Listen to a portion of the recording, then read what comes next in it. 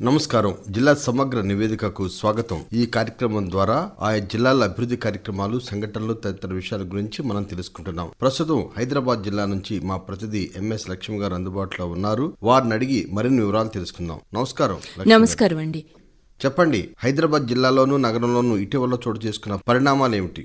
అవునండి, గత కొద్ది రోజులుగా హైదరాబాద్ లో చాలా పరిణామాలు చోటు చేసుకున్నాయి. రాష్ట్ర కొత్త గవర్నర్ గా జార్ఖండ్ గవర్నర్ సిపి రాధాకృష్ణన్ బాధ్యతలు స్వీకరించారు. అలాగే ఎన్నికల నియమావళి అమల్లోకి వచ్చింది. గ్లోబల్ స్పిరిచువాలిటీ మహోత్సవ్ అనేది జరిగింది. రాష్ట్రంలోని పలు బ్యారేజీల నిర్మాణంలో జరిగిన లోటుపాట్ల మీద ఎన్డీఎస్ఏ విచారణ హైదరాబాద్ లో జరిగింది.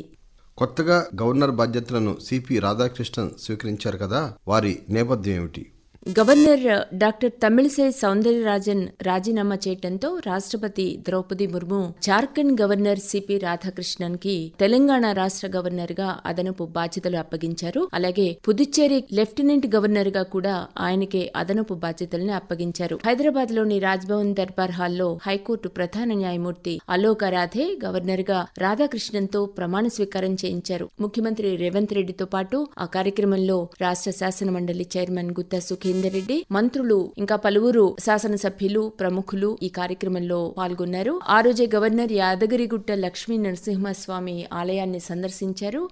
హైదరాబాద్ లో గ్లోబల్ స్పిరిచువాలిటీ మహోత్సవ్ జరిగింది కదా, విశేషాలు ఏమిటి?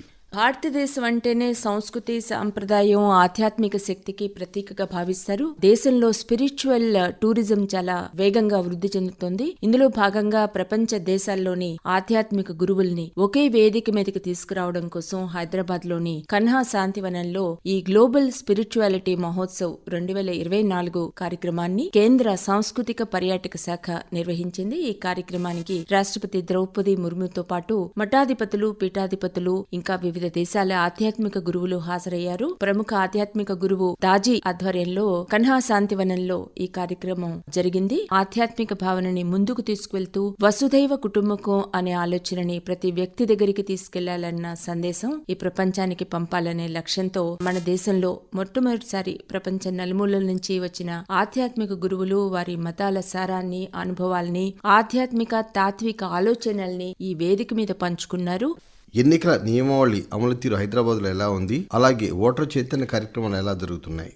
ఎన్నికల ప్రవర్తన నియమావళి అమలు హైదరాబాద్ జిల్లాలో చాలా కట్టుదిట్టంగా జరుగుతోందండి. 2 పార్లమెంటు నియోజకవర్గాల పరిధిలో ఇంతవరకు 2,86,00,000 రూపాయలు పైగా నగదుని ఎన్ఫోర్స్మెంట్ విభాగాల బృందాలు స్వాధీనం చేసుకున్నాయి. ఈ విషయాన్ని జిల్లా ఎన్నికల అధికారి జీహెచ్ఎంసీ కమిషనర్ రొనాల్డ్ రాస్ తెలియజేశారు. మరోవైపు నగదు, ఇతర వస్తువులపై 4 ఫిర్యాదులు వస్తే వాటిని పరిష్కరించినట్లు కూడా రొనాల్డ్ రాస్ తెలియజేశారు. ఇప్పటి వరకు 1,500 లీటర్ల పైగా అక్రమ మద్యాన్ని స్వాధీనం చేసుకుని 109 కేసులు నమోదు చేసి 110 మందిని ఈ సందర్భంగా అరెస్ట్ చేశారు. అలాగే పార్లమెంట్ ఎన్నికల నేపథ్యంలో స్వీప్ కార్యక్రమంలో భాగంగా ఓటర్ చైతన్య కార్యక్రమాలని కూడా జిల్లా వ్యాప్తంగా విస్తృతంగా నిర్వహిస్తున్నారు. ముఖ్యంగా విద్యార్థులు, ఉద్యోగులు, సీనియర్ సిటిజన్స్, దివ్యాంగుల అసోసియేషన్ ప్రతినిధులు, ఇంకా థర్డ్ జెండర్, ట్రాన్స్జెండర్ ప్రతినిధులు, స్వయం సహాయ సంఘాల మహిళా ప్రతినిధులతో విడివిడిగా సమావేశాలు నిర్వహించి అధికారులు ఓటింగ్ శాతం పెంచడం గురించి వాళ్ళకి అవగాహన కల్పిస్తున్నారు.